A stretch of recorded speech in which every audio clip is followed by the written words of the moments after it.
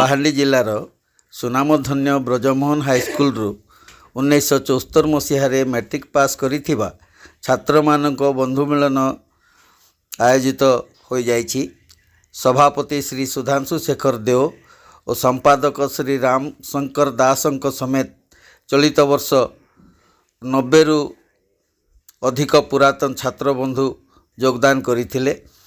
ଏହି ଅବସରରେ ଖାଇଂ ନିକଟରେ ଥିବା ଏକ ପ୍ରାକୃତିକ ପରିବେଶରେ ଆୟୋଜିତ ସଭାରେ ଚଳିତ ବର୍ଷ ପରଲୋକ ଗମନ କରିଥିବା ବନ୍ଧୁ ଅବଦୁଲ୍ଲା ଖାନ୍, ଦିଲ୍ଲୀପ କୁମାର ପଣ୍ଡା ଓ ସରୋଜ ସେଠୀଙ୍କ ଅମର ଆତ୍ମାର ସଦ୍ଗତି କାମନା କରି 2 ମିନିଟ୍ ନୀରବ ପ୍ରାର୍ଥନା କରାଯାଇଥିଲା।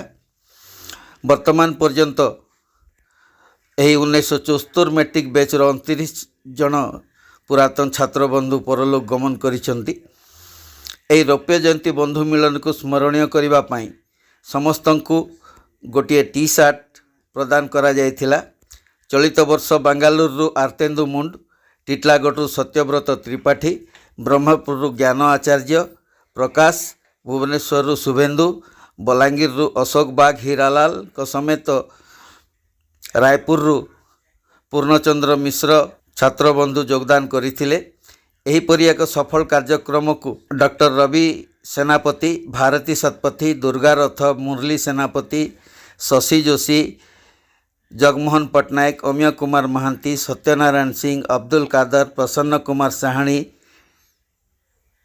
ଆୟୁବ ଅଲ୍ଲୀ ଖାଁ, ଶେଖ ମନ୍ନାନ, ମହମ୍ମଦ ଅଲ୍ଲୀ ଖାଁଙ୍କ ସମେତ ସମସ୍ତ ଉପସ୍ଥିତ ବନ୍ଧୁ ଛାତ୍ର ଜୀବନର ସ୍ମୃତିଚାରଣ କରିଥିଲେ। ଆସନ୍ତା ବର୍ଷ ମ୍ୟାଟ୍ରିକ୍